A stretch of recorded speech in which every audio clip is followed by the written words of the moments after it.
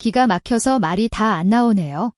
한 달에 고작 300만 원을 버는 공무원 남편이라는 작자가 방금 애를 낳은 자기 여동생을 데리고 아주 당당하게 내 마포구 아파트의 도어록 비밀번호를 누르고 들어왔습니다. 그 인간은 기혼이라는 단어만 꺼내면 내가 안방을 내줄 거라고 착각했나 봅니다. 이 집 전세 보증금에 자기 돈은 단일 원 한 푼도 들어가지 않았다는 사실을 까맣게 잊은 모양이죠. 그렇게 자기 핏줄이 애틋하다면 기꺼이 소원을 들어주겠습니다. 김에 월급 통장이 동결되는 짜릿한 맛도 함께 보여주면서 말이죠. 본격적인 이야기에 앞서 지금 어디서 이 방송을 듣고 계신지 댓글로 남겨주세요. 여러분이 계신 그곳에 언제나 행운이 가득하기를 바랍니다. 자, 이제 편안한 마음으로 제 이야기에 귀 기울여 주세요. 10월의 마지막 금요일 밤, 서울 마포구의 칼바람이 한강의 습기를 머금고 코트 틈새로 파고들어 뼛속까지 시리게 했습니다. 나는 납덩이처럼 무거운 두 다리를 이끌고 엘리베이터에서 내려 우리 집 아파트 현관문 앞에 멈춰 섰습니다. 복도의 센서등이 한번 깜빡이더니 창백하고 차가운 빛을 쏟아냈습니다. 나는 숨을 깊게 들이마시며 회사에서 하루 종일 쌓인 피로를 이 맵찬 공기와 함께 뱃속으로 꿀꺽 삼켜내려 애썼습니다. 그리고 천천히 오른손을 들어 뻣뻣하게 굳은 검지손가락을 도어록 터치패드에 갖다 댔습니다. 띠리릭, 띠리릭, 띠리릭. 익숙한 전자음이 연달아 울리고 육중한 현관문이 틈을 보이며 열렸습니다. 하지만 주말 밤의 평온함 대신 나를 반긴 것은 헛구역질이 날 만큼 역겹고 비린 누린내였습니다. 싸구려 참기름, 핏물을 제대로 빼지 않은 소고기, 그리고 마늘이 한데 뒤섞여 끓어오르며 비싼 벨벳 벽지에 강제로 스며든 듯한 냄새였습니다. 위장이 왈칵 뒤틀리며 미간이 좁혀졌습니다. 문을 밀고 들어가 현관 바닥으로 시선을 내린 순간 내 동공은 사정없이 흔들렸습니다. 원래라면 먼지 하나 없이 내 실내용 슬리퍼 한 켤레만 놓여 있어야 할 연회색 대리석 바닥에 진흙 묻은 신발들이 이리저리 널브러져 있었습니다. 뒤축이 심하게 구겨진 남성용 구두, 그건 내 남편 박민재의 것이었습니다. 정체 모를 까만 때가 묻은 촌스러운 꽃무늬 효도화 한 켤레, 그 미창 주름 사이에는 누렇게 뜬 배추 쪼가리까지 끼어 있었습니다. 그리고 앞코 가죽이 다 벗겨진 싸구려 단화까지.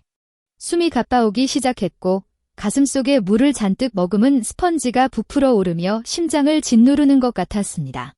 나는 신발도 벗지 못한 채 그 자리에 멍하니 서서 거실에서 들려오는 귀청이 떨어질 듯한 텔레비전 소리와 주방에서 뒤집개로 프라이팬 코팅을 박박 긁어대는 신경질적인 소음을 듣고만 있었습니다. 아이고, 얼른 불 좀 줄여라. 미역국은 뽀얗게 국물이 우러나야 젖이 핑핑 잘 도는 법이다. 주방에서 들려오는 날카롭고 앙칼진, 그러면서도 너무나 당당하게 명령하는 그 목소리. 시어머니 김순영이었습니다. 나는 뻣뻣하게 고개를 돌려 현관의 원목 파티션 너머로 거실 풍경을 바라보았습니다. 내가 이탈리아에서 큰맘 먹고 맞춤 제작한 아이보리색 천연 가죽 소파 위에는 어떤 여자가 대자로 뻗어 있었습니다. 퇴원한 지 이틀도 안 된 시누이, 박민아였습니다. 그녀는 내가 평소에 아까워서 덮지도 못하는 최고급 캐시미어 담요를 칭칭 감고 감자칩 부스러기가 잔뜩 묻은 손으로 리모컨을 쥔 채 제멋대로 채널을 돌리고 있었습니다. 그리고 내 남편 박민재는 예쁘게 깎은 과일 접시를 들고 마치 아부하는 하인처럼 그 옆에 알짱거리고 있었습니다. 지아 왔어. 현관 쪽 인기척을 느낀 민재가 고개를 돌려 나를 쳐다보았습니다. 그의 얼굴에는 일말의 미안함이나 찔리는 기색이라곤 전혀 없었고 오히려 톡가 쏠릴 만큼 당당한 태도뿐이었습니다. 그는 들고 있던 과일 접시를 거실 테이블 위에 툭 던지듯 내려놓았고 유리가 부딪히며 챙그랑 소리가 났습니다. 그러고는 성큼성큼 내 쪽으로 다가왔습니다. 퇴근하느라 고생했다는 말 한마디 없이 그는 다짜고짜 오른손을 뻗어 내 코앞에 삿대질을 해댔습니다. 침방울이 내 얼굴에 튈 정도였습니다. 뭘 멍하니 서 있어? 얼른 안방 좀 비워. 미나 오늘 막 퇴원해서 몸도 허약한데 산모는 무조건 집에서 제일 좋고 볕 잘 드는 따뜻한 방에서 자야지. 당신은 화장품이랑 옷 대충 챙겨서 저기 북향 작은 서재로 건너가서 자. 그의 말투는 한치의 반항도 허락하지 않는 명령조였습니다. 마치 마포구 노른자위 땅에 있는 이 탁 트인 뷰의 30평대 아파트가 자기 돈으로 산 집이라도 되는 것처럼 말입니다. 나는 그 알량한 당당함에 묘하게 일그러진 남편의 얼굴을 보다가 나를 향해 삿대질하는 그의 손가락을 따라 시선을 옮겨 그의 손목에 채워진 롤렉스 시계를 보았습니다. 작년에 내가 연말 보너스를 털어 생일 선물로 사준 시계였습니다. 거실 조명을 받아 번쩍이는 그 시계가 지금 내 눈을 찌르듯 아프게 했습니다. 뭐라고 내 목소리는 바람만 불어도 날아갈 것처럼 작았지만 성대는 끊어질 듯 팽팽하게 당겨져 있었습니다. 귀먹었어. 민재가 짜증스럽게 미간을 구기며 목소리를 높였습니다. 미나한테 안방 내주라고 했잖아. 이제 막에 나와서 뼘마디가 다 벌어져 있는데 찬바람 조금만 쐬어도 큰일 나. 당신이 쓸 작은 서재가 좀 춥긴 하겠지만 이불 두꺼운 거 몇 채 더 덮고 자면 되잖아. 우리 미나 산후풍이라도 걸리면 내가 당신 가만 안 둬. 당신이 이런 기본도 모르고 끝까지 이기적으로 굴겠다면 우리 그냥 이혼해. 이혼. 그의 입에서 튀어나온 그 두 글자는 오늘 저녁 반찬 메뉴를 고르는 것만큼이나 가벼웠습니다. 내 손끝이 미친 듯이 떨리기 시작했고 발바닥에서부터 소름 끼치는 한기가 정수리까지 뻗쳐 올랐습니다. 결혼 3년 차. 나는 이 가정을 위해 간과 쓸개를 다 내어주었고 시험관 아기 시술 비용을 모으느라 5,000원짜리 스타벅스 커피 한 잔도 벌벌 떨며 안 마셨습니다. 그런데 이 인간은 자기 여동생에게 내 안방을 상납하기 위해 그 두 글자를 이토록 쉽게 내뱉은 것입니다. 아이고, 민재야. 말을 뭘 그렇게 모질게 하니 주방에서 언제 나왔는지 시어머니 김순영이 다가왔습니다. 내 꽃무늬 앞치마를 두른 시어머니는 앞치마에 두 손을 쓱쓱 문질러 닦으며 번들거리는 기름때 두 줄을 남겼습니다. 시어머니는 민재 옆에 서서 겉으로는 말리는 척하면서 속으로는 도덕적 우월감에 찌든 눈빛으로 나를 위아래로 훑어보았습니다. 입가에는 가식적인 비웃음이 걸려 있었습니다. 지아, 너도 대학까지 나온 애가 어쩜 그렇게 세상 물정을 모르니? 미나는 우리 박씨 집안에 큰 공을 세운 애야. 지금 몸이 얼마나 축났겠어.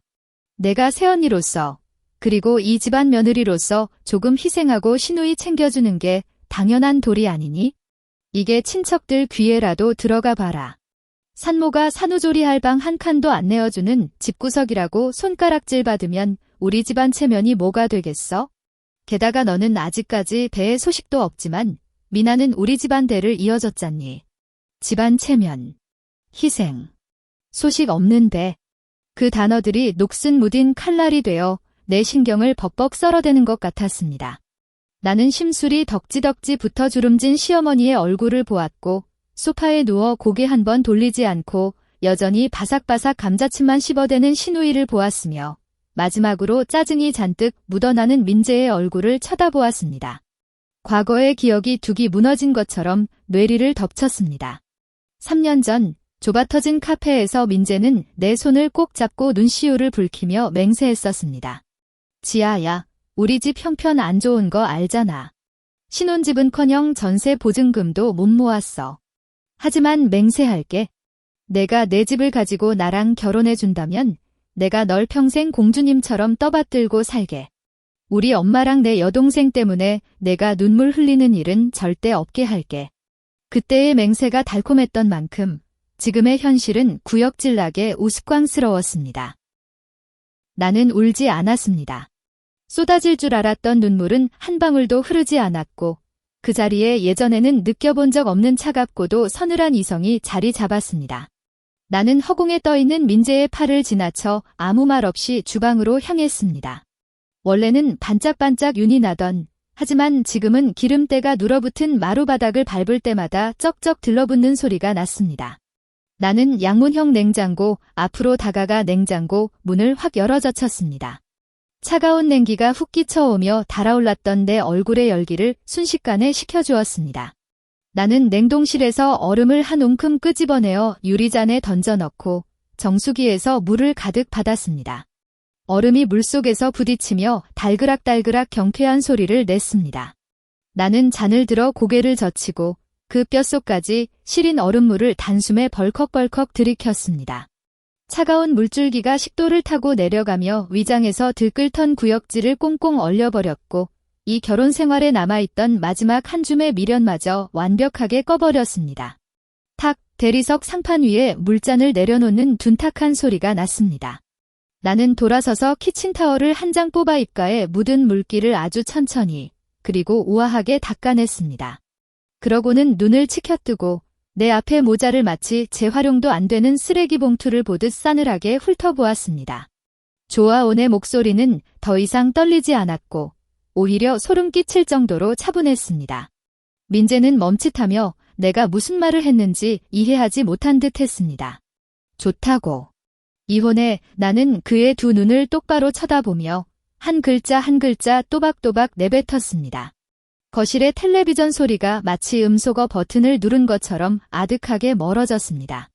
시어머니 얼굴에 가식적인 미소가 굳어버렸고 민재의 동공이 확 커지며 믿을 수 없다는 듯 나를 쳐다보았습니다.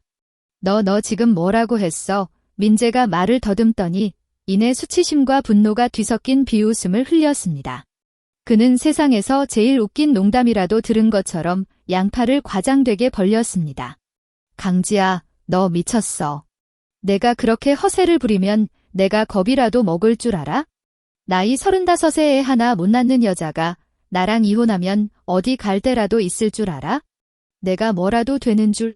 나는 그 인간에게 짖는 소리를 무시했습니다. 코트 주머니에서 스마트폰을 꺼내 엄지손가락으로 익숙하게 잠금을 풀고 곧바로 긴급통화 버튼을 눌렀습니다. 112 적막한 거실에 번호 누르는 소리가 유난히 날카롭게 울려 퍼졌습니다. 너 지금 뭐 하는 짓이야? 민재의 얼굴빛이 하얗게 질렸고 그는 내 스마트폰을 빼앗으려 무작정 한 발짝 앞으로 다가왔습니다. 나는 반 발짝 물러서서 그를 차갑게 노려보았습니다. 이미 전화는 연결된 상태였습니다. 네, 경찰서입니다. 수화기 너머로 상황실 직원의 묵직한 목소리가 들려왔습니다. 나는 숨을 한 번 깊게 들이마시고 감정의 동요가 전혀 없는 또렷한 목소리로 수화기에 대고 말했습니다. 안녕하세요. 신고 좀 하려고요. 마포구 대흥동 강변 현대아파트 102 동 1504호입니다. 신원 미상의 사람들이 제 집에 무단으로 침입해서 폭언과 협박을 가하고 있습니다. 당장 경찰관을 보내서 이 사람들을 퇴거 조치해 주시기 바랍니다. 강지야. 너 진짜 돌았어? 내가 내 남편이야. 우리 엄마고 내 동생이라고. 민재는 이마에 핏대를 세우며 완전히 이성을 잃고 악을 썼습니다. 상황을 파악한 시어머니도 가만히 있지 않았습니다. 짝 소리가 나게 자기 허벅지를 세게 내리치더니 미친 암사자처럼 내게 달려들어 내 코앞에 삿대질을 해대며 쌍욕을 퍼부었습니다. 이 미친년아. 감히 시어미랑 남편을 경찰에 신고해? 이 뼈대도 없고 배운 것도 없는 년. 내 부모가 널 그따위로 가르치더냐? 나는 내 눈을 찌를 듯이 삿대질하는 시어머니의 손가락을 차갑게 내려다보며 단 한 발짝도 물러서지 않았습니다. 경찰관님, 방금 들으셨죠? 용의자들이 지금 극도로 흥분해서 저에게 물리적인 폭력을 행사하려고 합니다. 최대한 빨리 출동해주세요. 만약 폭행 사건이 발생하면 법정에서 끝까지 책임을 묻겠습니다. 은하는 그 말을 끝으로 통화를 종료해버렸습니다. 10분도 채 지나지 않아 복도에서 묵직하고 다급한 발소리가 들려왔습니다. 제복을 입은 2명의 경찰관이 열려있는 현관문을 두드렸습니다. 신고하신 분이 누구십니까? 앞장서서 들어온 젊은 경찰관이 살얼음판 같은 집안 분위기를 쓱 훑어보며 미간을 찌푸린 채 물었습니다. 접니다. 나는 앞으로 나서며 화면 밝기를 최대로 높인 스마트폰을 경찰관 눈앞에 들이밀었습니다. 화면에 띄워진 것은 대법원 인터넷 등기소에서 발급받은 부동산 등기부등본이었습니다. 경찰관님, 이게 이 아파트의 등기부등본입니다. 여기 명확하게 나와 있듯이 이 부동산은 100% 저 강지아 개인의 혼전 특유재산이며 공동 명의자 따위는 없습니다. 나는 화면에 찍힌 붉은 직인을 손가락으로 가리키며 마치 회사에서 브리핑하듯 건조하게 말했습니다. 그런데 지금 제 허락도 받지 않은 이 세 사람이 짐을 바리바리 싸들고 제 개인 주택에 무단으로 쳐들어와서 나가지 않고 버티고 있습니다. 즉각적인 퇴거 조치를 요구합니다. 경찰관은 등기부등본을 한번 확인하고는 옆에서 사색이 되어 서 있는 민재를 쳐다보며 엄격한 어조로 말했습니다. 선생님, 이 집이 신고자분의 개인 재산이고 현재 신고자분이 명확하게 퇴거를 요구하고 계시니 당장 짐 챙겨서 나가셔야 합니다. 불응하시면 주거침입죄로 현행범 체포하여 서에서 조사받으셔야 합니다. 경찰관님, 뭔가 오해하신 모양인데 제가 이 여자 남편입니다. 우린 법적으로 부부라고요.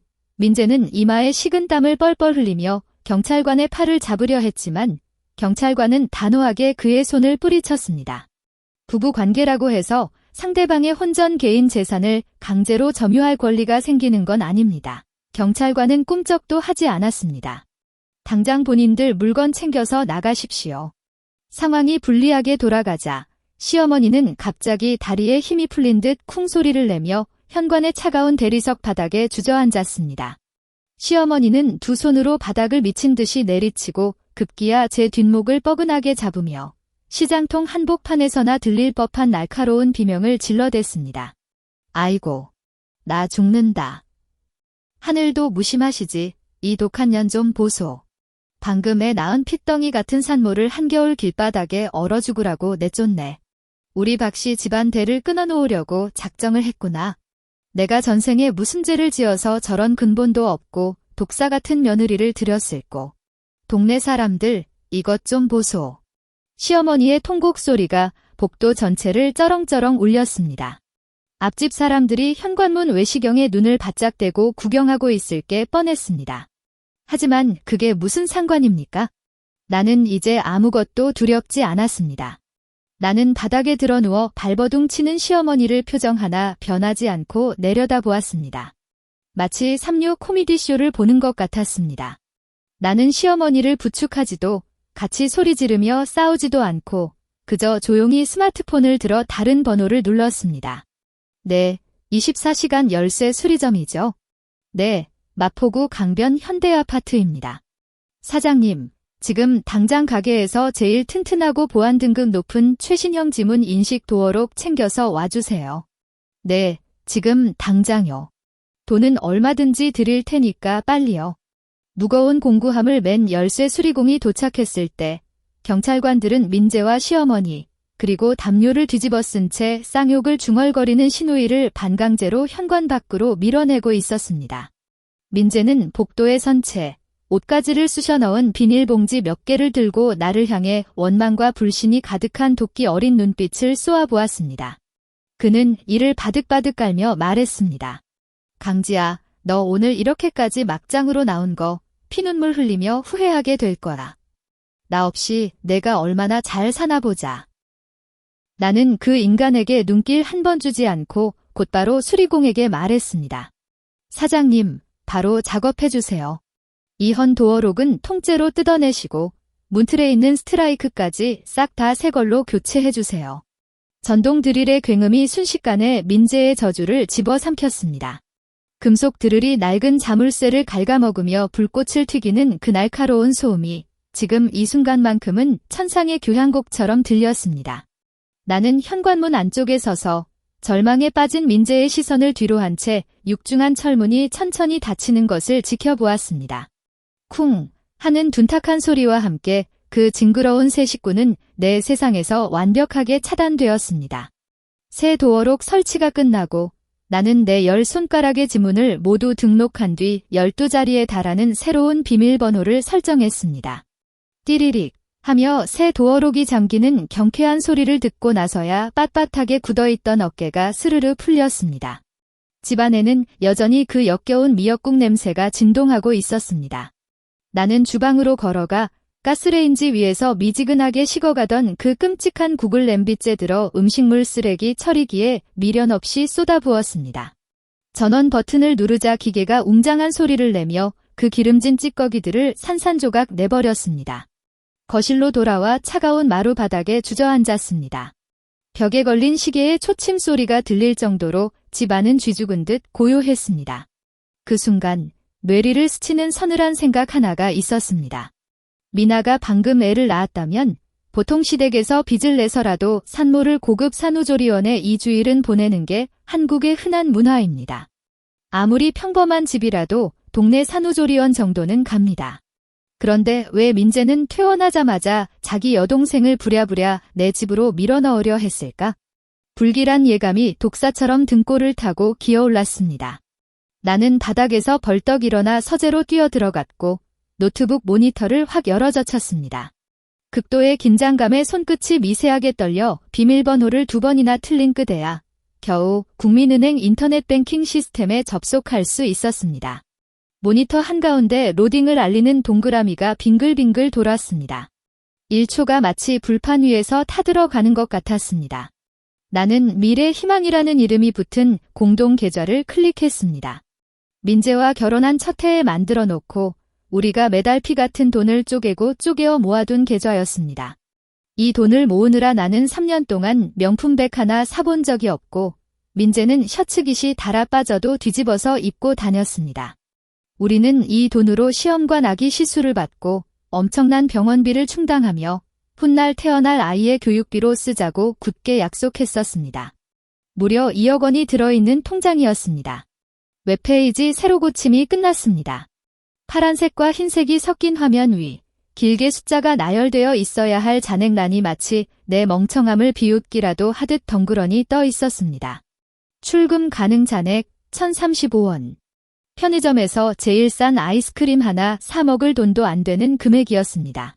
순간 숨이 턱 막혔습니다. 모니터를 뚫어지게 쳐다보자 눈앞의 숫자들이 흐릿하게 겹쳐 보이기 시작했습니다. 나는 미친 듯이 마우스를 클릭해 지난 6개월간의 거래 내역을 화면에 띄웠습니다.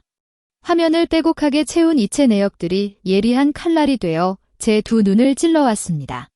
5천만 원 이체 완료. 예금주 박미나. 3천만 원 이체 완료. 예금주 박미나. 8천만 원 이체 완료. 예금주 조태호. 무려 2억 원이라는 돈이 지난 석 달 동안 개미가 먹이를 나르듯 민재의 손을 거쳐 자기 여동생과 매제의 계좌로 몽땅 빠져나가 있었습니다.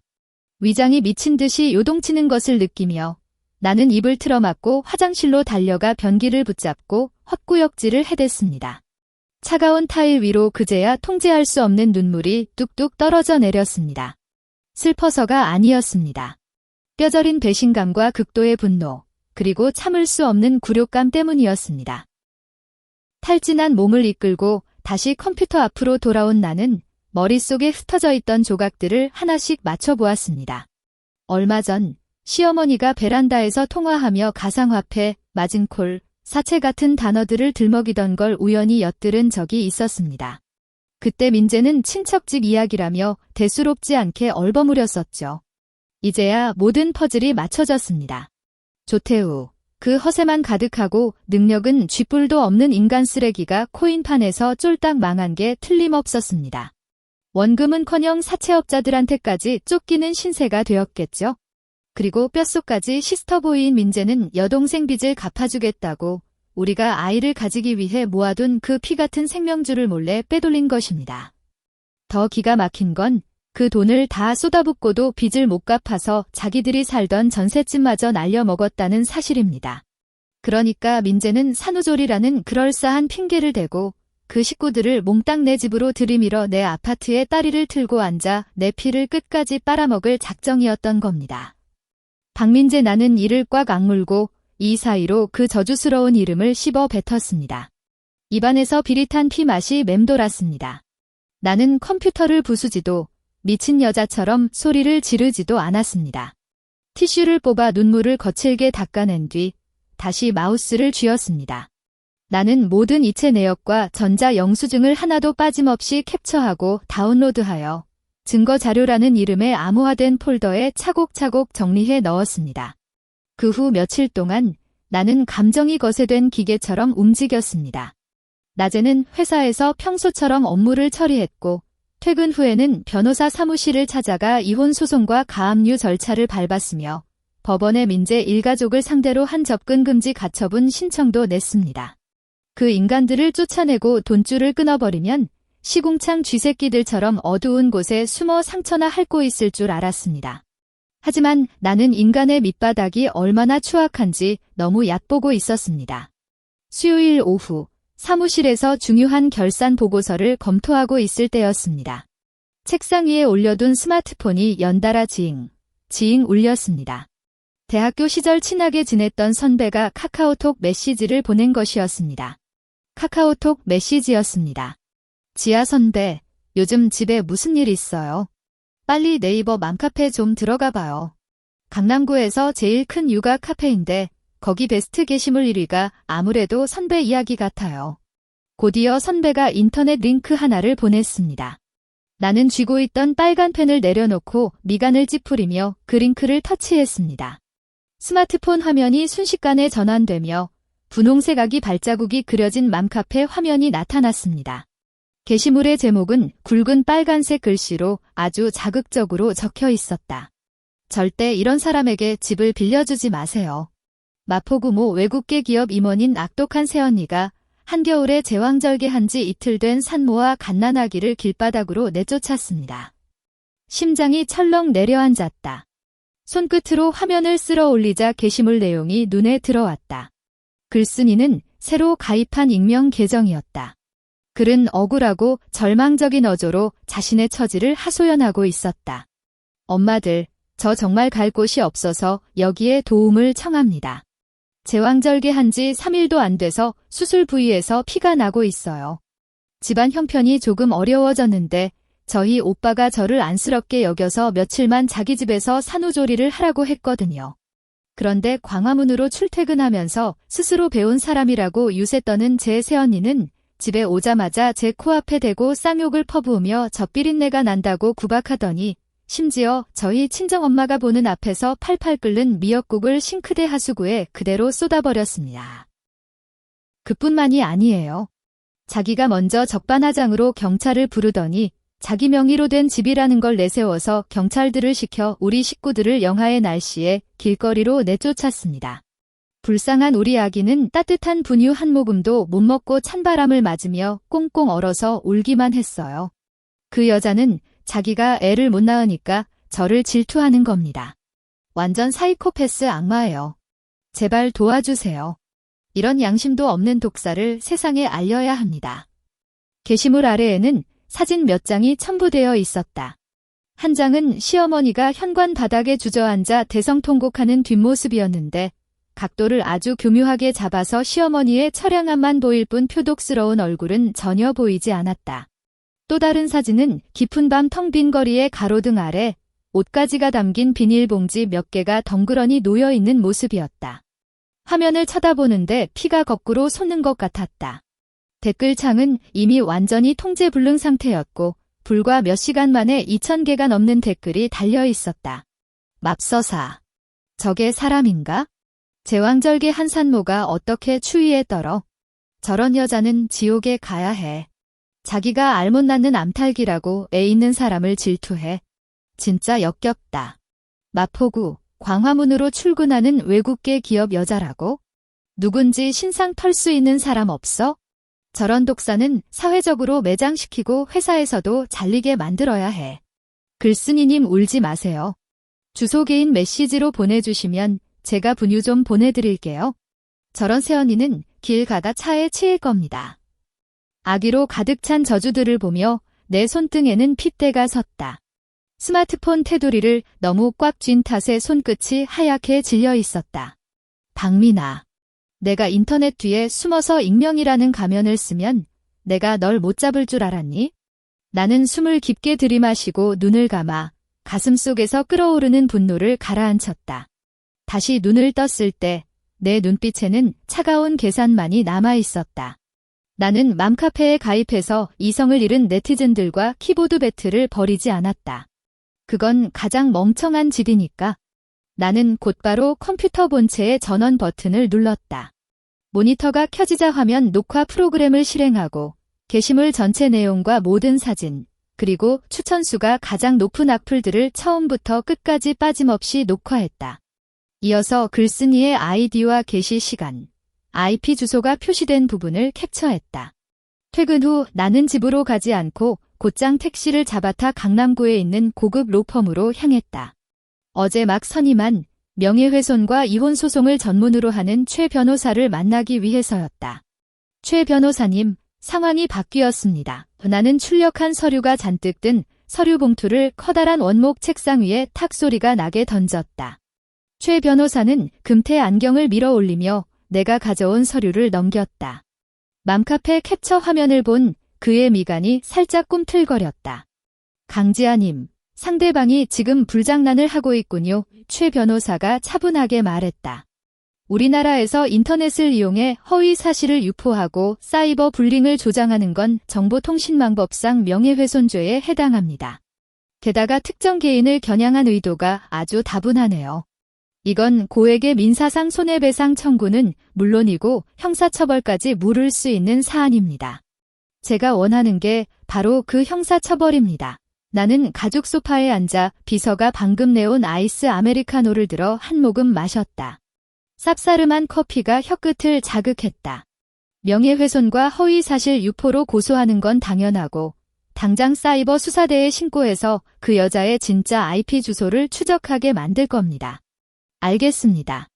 즉시 고소장 작성을 시작하겠습니다. 그뿐만이 아닙니다. 나는 커피잔을 내려놓고 가방에서 USB를 하나 꺼내 최 변호사 앞으로 밀어주었다. 이 안에는 박민재가 지난 석 달 동안 제 동의도 없이 부부 공동 재산 무려 2억 원을 마음대로 빼돌린 은행 거래 내역이 들어 있습니다. 입금된 곳은 바로 저 글을 올린 박민아와 그녀의 남편 조태우의 계좌입니다. 나는 최 변호사의 눈을 똑바로 쳐다보며 한 글자씩 힘주어 말했다. 최 변호사님, 지금 당장 내용 증명 2통을 작성해 주세요. 첫 번째는 이 은행 거래 내역과 횡령 고소장을 첨부해서 조태우가 다니는 회사의 인사팀과 전 직원 공용 이메일로 바로 쏴주세요. 제목은 귀사 직원 조태우의 거액 자금 횡령 가담 및 사채 빚 관련 통보라고 적어주시고요. 최 변호사의 눈빛에 찰나의 놀라움이 스쳤지만 이내 직업적인 감탄으로 바뀌었다. 두 번째는 내 입꼬리가 차갑게 말려 올라갔다. 박민재가 구청 건축과 공무원 아닙니까? 그 인간이 제일 끔찍하게 아끼는 게 바로 그 철밥통이랑 알량한 체면이거든요. 이 자금 횡령 증거 자료랑 그 인간 가족들이 우리 집에 무단 침입했던 경찰 신고 내역을 전부 묶어서 구청 감사실로 보내주세요. 감사실 직원들이 가정 내 경제 범죄에 연루된 공무원에게 아주 큰 관심을 보일 겁니다. 원하시는 대로 해드리죠.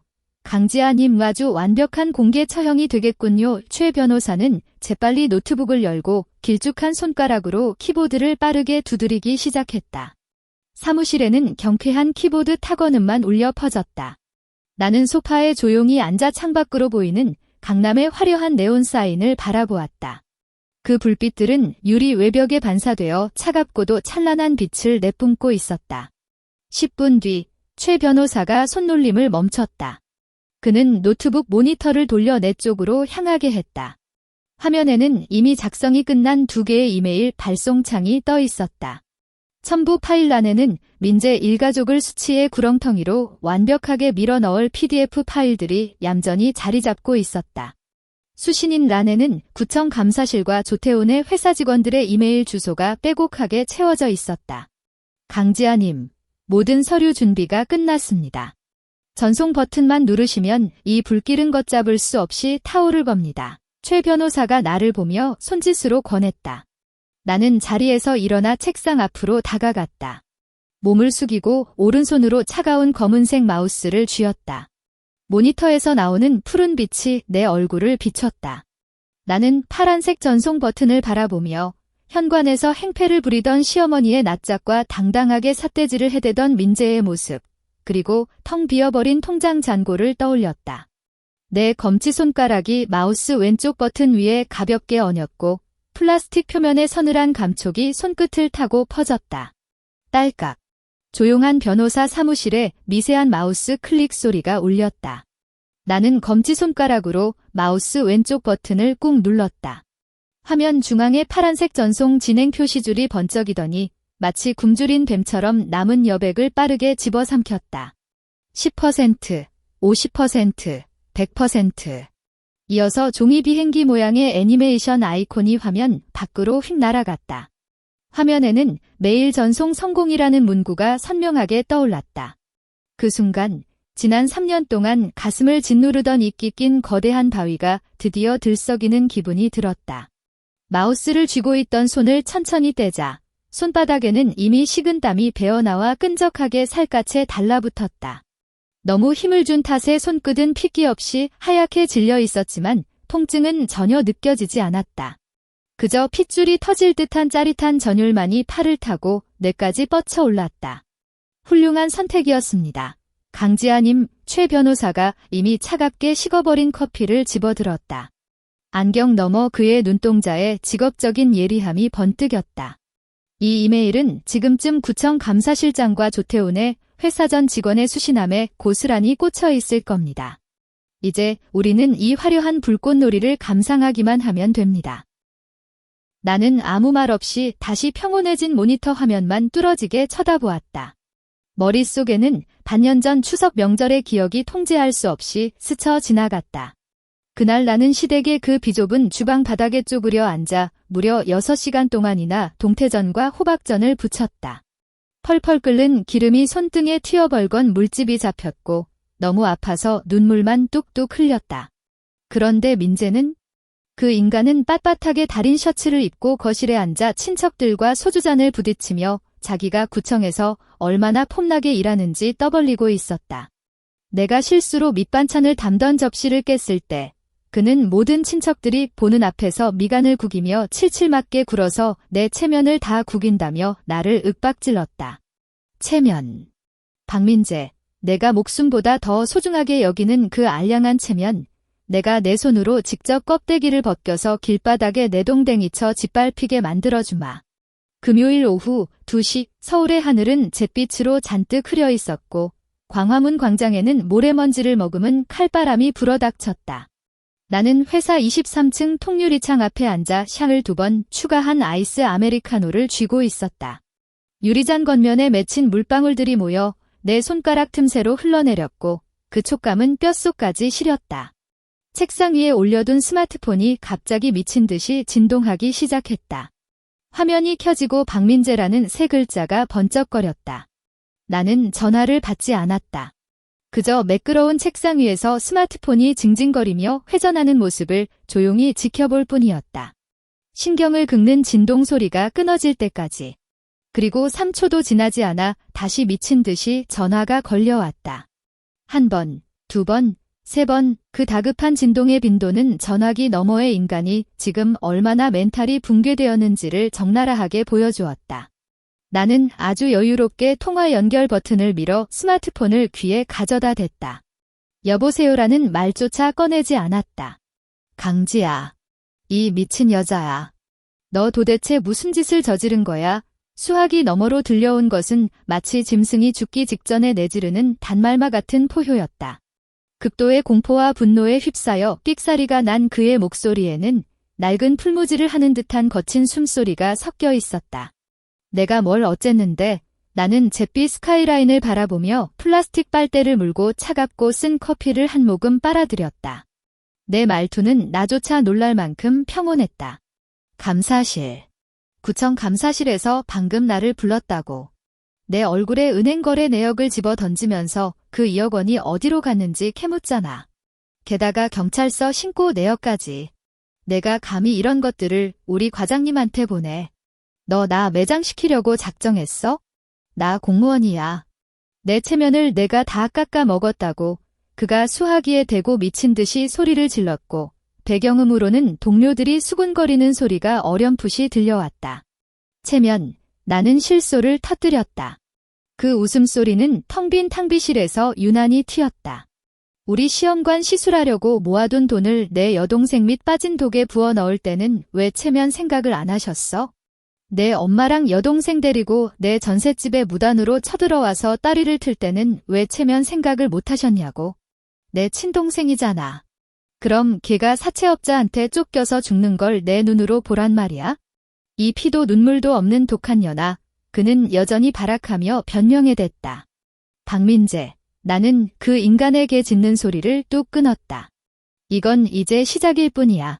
직위 해제돼서 감사받는 게 최악의 결과일 거라고 착각하지 마. 그게 무슨 소리야? 그의 목소리가 갑자기 목이 졸린 수탉처럼 날카롭게 떨렸다. 바로 그때 스마트폰 화면 위로 최 변호사가 보낸 문자 메시지 알림이 떴다. 메시지를 확인한 순간 피비린내가 나는 듯한 그 문구들이 내 온몸의 모공을 짜릿하게 열어주었다. 최 변호사님이 방금 메시지를 보내셨네. 나는 그 글꼴을 노려보며 한 글자 한 글자가 모처럼 그의 귓구멍에 박히도록 또박또박 읽어주었다. 서울가정법원에서 내 가압류 신청을 정식으로 승인했다. 지금 이 1초부터 내 명의로 된 모든 은행 계좌, 내가 그토록 자랑스러워하던 공무원 월급 통장, 그리고 내가 나중에 받을 퇴직금까지 싹 다 동결됐어. 수화기 너머에는 죽음 같은 정적이 흘렀다. 너 내 퇴직금까지. 그가 말을 더듬었고 드디어 그의 목소리에는 숨길 수 없는 공포와 울음기가 섞여 나왔다. 벌써부터 울지 마. 눈물은 아껴뒀다가 법정 가서 흘려야 나는 일말의 망설임 없이 통화 종료 버튼을 눌렀고 곧바로 그 인간의 번호를 수신 차단 목록에 쳐넣었다. 3일 뒤 서울에는 차가운 가을비가 내렸다. 빗방울이 회사 1층의 유리 회전문 위로 떨어지며 둔탁한 소리를 냈다. 퇴근 시간이 다가올 무렵 안내 데스크의 여직원이 당황한 기색으로 내 자리로 달려왔다. 목소리를 낮췄지만 눈빛에는 숨길 수 없는 호기심이 가득했다. 강 팀장님, 아래층 로비에 어떤 할머니가 흠뻑 젖은 채로 오셨는데 팀장님 어머니시라면서 무작정 만나겠다고 우기셔서 보안 요원들도 못 말리고 있어요. 키보드를 두드리던 내 손끝이 멈칫했다.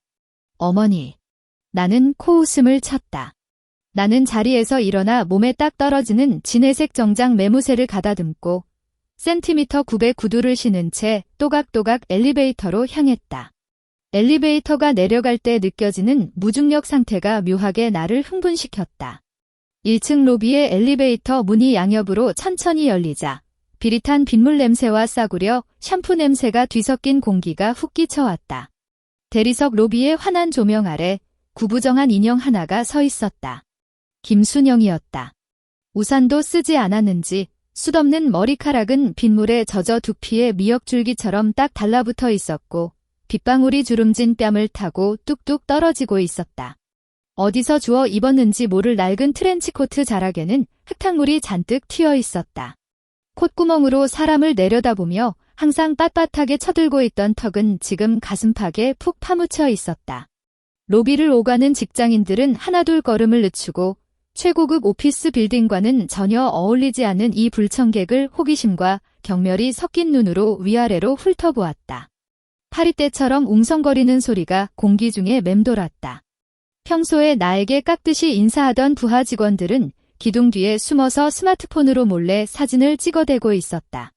나는 대리석 바닥을 밟으며 경쾌한 구두 소리를 냈다. 그녀의 코앞에서 3걸음 정도 떨어진 곳에 멈춰 섰다. 팔짱을 낀 채 위에서 아래로 그녀를 내려다보았다. 구두 소리를 들은 김순영이 천천히 고개를 들었다. 나를 발견한 순간 그 쭈글쭈글한 얼굴에는 세상에서 가장 보기 흉하고 우는 것보다 더 처참한 억지 웃음이 번졌다. 지하 야사포로 긁는 듯 쉰 목소리에는 비굴한 아부가 가득 묻어 있었고 그녀는 심지어 내 쪽으로 한 발짝 다가오려 했다. 강지아 씨라고 부르시죠. 아니면 용건만 말씀하시든가요. 나는 차갑게 말을 잘랐다. 목소리는 크지 않았지만 넓은 로비에 아주 또렷하게 울려 퍼졌다. 그 말은 낙타의 등을 부러뜨린 마지막 지푸라기 같았다. 김순영의 무릎이 꺾이더니 쿵 소리를 내며 차가운 대리석 바닥에 넙죽 꿇어앉았다. 주변에서 헉하는 놀란 숨소리가 터져나왔다. 보안 요원이 즉시 다가와 그녀를 일으켜 세우려 했지만 그녀는 사납게 손을 뿌리쳤다.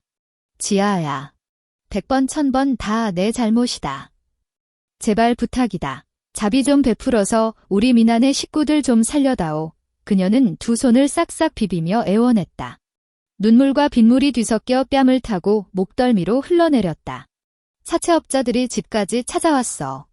오늘 오전에 법원 사람들이 미나 월세방에 들이닥쳐서 온 사방에 빨간 딱지를 붙여놨단 말이다. 텔레비전, 냉장고, 심지어 우리 손주 아기 침대에까지 그 시뻘건 딱지가 붙었어. 돈 안 갚으면 싹 다 경매로 넘겨버린다고 난리도 아니야. 눈물 콧물 다 쏟으며 통곡하는 꼴을 내려다보며 나는 며칠 전 그 여자가 제왕절개 수술을 받고 퇴원했을 때 내 코에 삿대질을 하며 근본이 없다느니 대를 끊어놓는다느니 하며 아나무인으로 날뛰던 낯짝을 떠올렸다. 그게 저랑 무슨 상관인데요? 나는 고개를 살짝 갸웃거리며 지늘기 잔뜩 묻은 그녀의 신발을 쳐다보았다. 내 목소리에는 일말의 동요도 없었다. 민재는 직위 해제당하고 월급 통장도 내가 다 묶어버렸잖니. 미나 남편은 회사에서 잘려서 지금 집 밖으로 한 발짝도 못 나가고 있어. 지아야, 부부의 정을 봐서라도 제발 고소 좀 취하해다오. 그 2억 원은 우리가 빌린 걸로 치고 앞으로 천천히 갚을 테니까 제발. 내가 이렇게 피를 말리면 우리 식구 다 한강 다리에서 뛰어내려야 해. 그녀는 울부짖으며 내 바짓가랑이를 붙잡으려 손을 뻗었다. 나는 반 발짝 뒤로 물러서서 그 새카만 때가 낀 손을 피했다. 나는 몸을 숙여 그녀와 눈높이를 맞췄다. 공포와 절망으로 가득 찬 그 두 눈을 바라보며 내 입가에는 차가운 미소가 번졌다. 어머니여. 나는 마침내 그 호칭을 입에 올렸지만 말투에는 숨이 막힐 듯한 조롱이 가득했다. 며칠 전 거실에서는 아주 당당하게 저를 가르치려 드셨잖아요.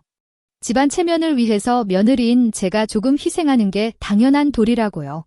김순영의 몸이 사시나무 떨듯 크게 휘청거렸고 입술만 달달 떨 뿐 아무 말도 하지 못했다.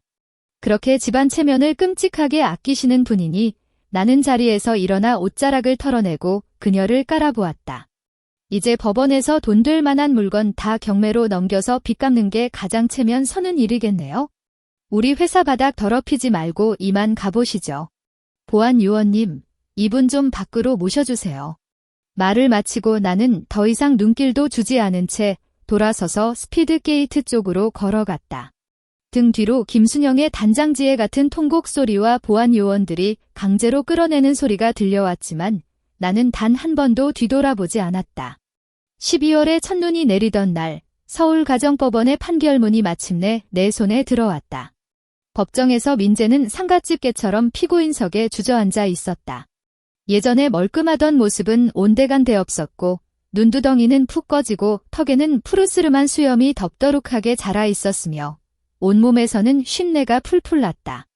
판사가 망치를 두드리며 판결 결과를 낭독하는 순간 그는 완전히 무너져 내려 두 손으로 얼굴을 감싸쥐고 절망적인 오열을 토해냈다. 그가 부부 공동재산을 무단으로 횡령했고 중대한 유책 사유가 인정되어 법원은 즉각적인 이혼을 판결했다. 나는 내 몫의 재산을 전부 되찾았을 뿐만 아니라 법원은 민재에게 위자료 5천만 원을 지급하라고 명령했다. 재산 분할. 그는 재산 분할을 청구할 권리조차 박탈당했고 자기 여동생의 구멍을 메워주려다 생긴 어마어마한 사채 빚까지 고스란히 떠안게 되었다. 법원 문을 나서는 순간 눈송이가 섞인 찬 공기가 얼굴을 때렸다. 나는 숨을 깊게 들이마셨고 폐부 깊숙한 곳까지 자유의 냄새로 가득 차는 것을 느꼈다. 6개월 뒤 강남구 청담동 5월의 따스한 햇살이 통유리창을 넘어 고급 카페의 원목 테이블 위로 쏟아지고 있었다. 나는 실크 블라우스를 입고 벨벳 소파에 여유롭게 기대어 갓 내린 아이스 아메리카노를 들고 있었다. 유리잔 안에서 얼음이 부딪히며 경쾌한 소리를 냈다. 한 모금 머금자 커피의 짙은 풍미가 입안에 퍼졌다. 스마트폰 화면이 켜져 있었고 거기에는 마음이 든든해지는 길고 긴 숫자가 찍힌 은행 계좌 잔액 알림이 떠 있었다. 창밖거리로 화려하게 차려입은 사람들을 바라보며 내 상념은 이따금 도시 반대편의 어느 구석으로 날아갔다. 들리는 소문에 의하면 민재네 식구들은 지금 서울 북쪽 끝 노원구로 쫓겨갔다고 한다. 1년 내내 햇빛 한 줌 안 들고 벽지에는 시커먼 곰팡이가 쓸어있는 낡은 반지하 새방으로 말이다. 민재, 김순영, 박미나 부부, 그리고 매일같이 자지러지게 오는 갓난아기까지 6식구가 10평도 안 되는 좁아터진 방구석에 바글바글 모여 산다고 했다. 비가 오는 날이면 하수구가 역류해 똥물이 방 안으로 들이차서 토악질이 나오는 악취가 진동한다는 것이다. 입만 열면 체면을 찾던 전 시어머니는 이제 매일 쉰내가 진동하는 음식물 쓰레기를 누가 버릴 것인지를 두고 애지중지하던 딸년과 머리채를 잡고 싸운다고 한다. 구청에서 거들먹거리던 공무원 전 남편은 이제 물류센터에서 야간 상하차를 하며 개처럼 뼈 빠지게 일하고 집에 돌아와서는 한밤중에 문을 부술듯이 두드리는 사채업자들의 공포에 떨어야 한단다. 하지만 이 모든 건 이제 나와는 아무 상관없는 일이다. 나는 커피잔을 내려놓고 테이블 위에 명품 선글라스를 집었었다. 눈동자 깊은 곳에 스친 옅은 조소를 감추기 위해서. 지옥문은 자기들 손으로 직접 연 것이니 평생 그 안에서 아주 푹 썩기를 바랄 뿐이다.